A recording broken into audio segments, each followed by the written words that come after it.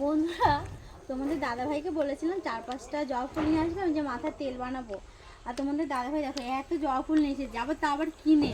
ভাবতে পারো, তো জবা ফুল এখন গাছে পাওয়া যায় না বলে তার জন্যই ও নিয়ে আসতে বলেছিলাম। আর তোমাদের দাদাভাই এত জবা ফুল নিয়ে এসেছে। তুমি এত জবা ফুল কেন নিয়ে এসেছো? ভাবো কি বললো, শুধু হেসে যাবে। বলছি 5টা জবা ফুল আনতে, নিয়ে এসেছে এত। না আসো, মালা বদল করি। তুমি পরে বসে থাকো। আমি পরে বসে থাকি, রান্না তাহলে আমরা পুজো করো।